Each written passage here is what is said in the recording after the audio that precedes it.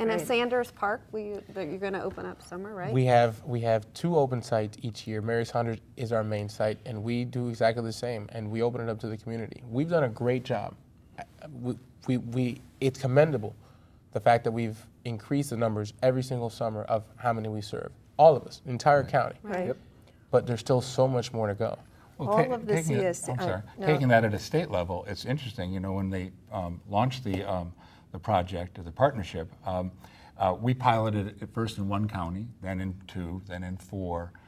With the cooperation of the Department of Agriculture, went statewide last year with the summer program, and the numbers are astounding. And you know, one of the big changes on the bureaucratic side, and one of the things I'd like to hear from you all, because you deal with it directly, is there's a bureaucratic element, of rules-making element that really can get in the way of some of this. So one of the things that we do at the state level is to try and help break down some of those barriers.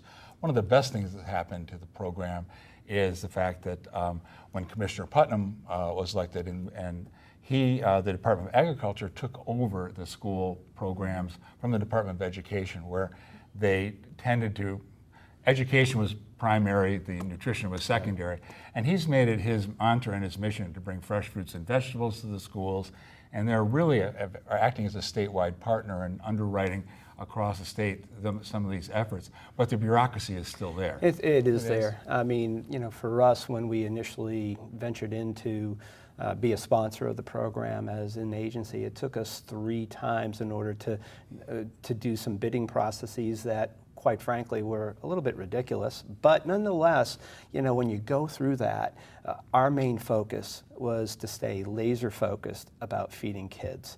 And I think there are some smaller agencies, and I'll speak for more of the nonprofit sector, that they may not have the staff, they may not have the ability to get through that initial stage and process. And I know for us, as being a larger organization, it took us time. But now that we're there, now that we're doing it, it's incredible. And you know, the other part of this is that how parents are reacting. You know, the parents we see, again, you know, when we look at our numbers where, you know, 57% of the people that are, you know, members, they earn $20,000 or less annually. And, you know, we've had some parents on occasion say, hey, is there a possibility I can eat with my child? And we obviously have to say no, it's you know, for the age range which we've highlighted already. But what that is basically saying too is that we're really talking about, you know, the working poor here. This isn't a handout; it's a hand up. And when we all do better, we'll all do better. Absolutely. And I want to say, you know, CSC took this on very early on because we have such a big commitment to after-school programming. Yep. And originally, we were funding the snacks ourselves with the local tax dollars when we found out about the USDA. Yep. And we have gotten all of our providers who are serving about 10,000 children trained on how to do it. They've become quite proficient as well. And then for some of those smaller ones, we started out funding Flippany to do some nutrition in those places as well, which allows more children to be served. Right. Because, as Brian said, I mean, it's a massive problem, and we've got to reach them. And that advent of the supper program is something that's very new, not just to Broward County, but it's new federal program that started. And Broward, happily, thanks to folks like Brian and the folks at ASP with guidance from Florida Impact, jumped right on it and made sure that our kids were getting fed. So hats off to you, Brian. Well, thank you. Potential for that is huge, too. Again, a hot meal, and there's a much higher reimbursement rate.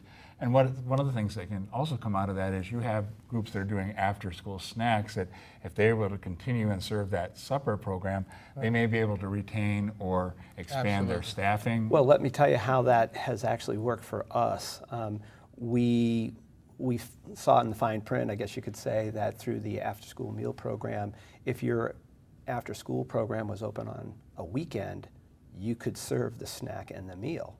So we, you know, did the program for the first year, and then we went to actually the Jim Moran Foundation and said, look, if you could help us one year to do an experiment, and that is, could you pay the staffing to open our clubs on a Saturday and then we can enact the program. So this year we're doing it, and we started at the beginning of the school year this year. I'm pleased to report that we've had 14,000 visits of our members. Wow. We're finding that already we've served over 20,000 meals and snacks. The other nice thing about it is that the Moran Foundation also asked us if we could do an education element. So we do a skill text training course, a computer course for kids, which is a need, which we all know about. Absolutely. But the other aspect we did is that we partnered with Feeding South Florida, and as our kids leave on that Saturday, we give them a snack pack that consists of a cereal bowl, a granola bar, and a pasta meat dish that they can take home so they have something for Sunday. And we've distributed it out over 14,000 of those to date. And so I guess the other thing that I would love to say to the community or my peers that are watching is that good things come from a program like this. Right. And, again, the increased funding that came from, this foundation, the Winn-Dixie Foundation gave us the money to pay for the snack packs with Feeding South Florida. Now we're partnering with the Health Foundation of South Florida to enact a nutrition education program, which we're starting for grades 1 through 8. So now that we've got the good, healthy eating going, now we're going to teach them, hey, how do you read a label? Why is this good for you? How is it going to make you smarter? So, those are things in terms of collaboration. And I know, Cindy, you all work hand in glove with all the funders across our community and within South Florida. And these are stories sometimes that don't get out. And everybody goes, oh, why aren't you working with each other? It's like, we are. We're all working Hello. together. You may want to address We are. that. I mean, Yeah. you've got it. No, I mean, the collaboration that takes place in this county is extraordinary. And I think, to your earlier point, Brian, about let's keep our eye focused on feeding kids. When we focus on the kids, whether it's feeding them or getting them ready for school or whatever it is, the barriers between agencies fall and egos get put aside and we do what's right for the children. And so I think it's wonderful. And the summer, I want to make sure, because we are getting No, the summer close to the Right, end, that we right. spend a little more time Sure. speaking about summer and Well, what's going to be available. I also want to comment that the Children's Services Council provides scholarships for children to go to summer camp, which is another great thing, one of the many amazing great things we do. And those students are fed breakfast and lunch and snack as well through this program. So we're making sure that they have a safe place to go, where they're going to be with their peers, age-appropriate activities, and we're going to make sure that they're fed through the Children's Services Council.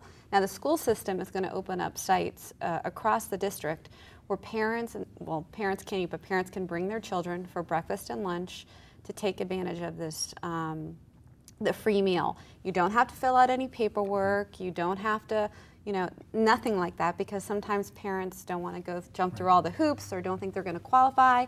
And I know we're going to put up a website, or if you dial 211, they'll give you a list of all of the sites that are open throughout Broward County where you can take your child to get breakfast and lunch, and that's so important. And don't worry about having to fill out anything, give your address, your phone number, your email address, just come and get your child fed. That's what's important about this program. Make sure your child gets that healthy lunch, the healthy breakfast, and it's free to you. So, and we really need to get more, we need to get people to take advantage of this program. I don't think we could definitely, it's out there, and I think the issue is people don't know about it. Well, And that's the greatest that's challenge. Publicity is exactly a correct. big piece of that. There are a lot of partnerships with sports teams and stuff like that. The biggest things we found was successful was business cards. We're, again, talk about the partnership, whether it's DCF, whether it's Children's Service Council, people placing multilingual business cards in all of these access points to give people information. But the 211 system is a partner statewide now, and that's constantly updated. So if a site closes or moves or Right. it's not going to be open on a Wednesday, you can find that out immediately with 211. Right, and all the parent has to do is dial 211 and say, where can I get my child Right. the free breakfast Right. and lunch in the summer? And they will let you know, they'll give you the hours, they'll give you the location closest to you, and just, I hope people watching this are going to take advantage of this. And you don't have to qualify, no paperwork involved. It's just about getting your child fed.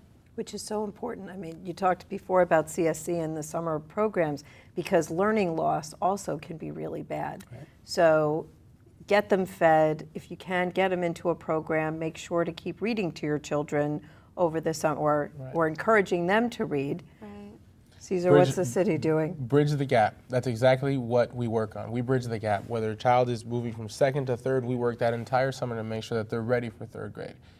The learning loss that happens, all the things that they encounter, their social changes. I mean, the social changes that these kids go through on a summer, weeknights even, it's incredible. So we take advantage of that, work on bridging the gap, working on their social skill development, and then that's all tied back to the nutrition.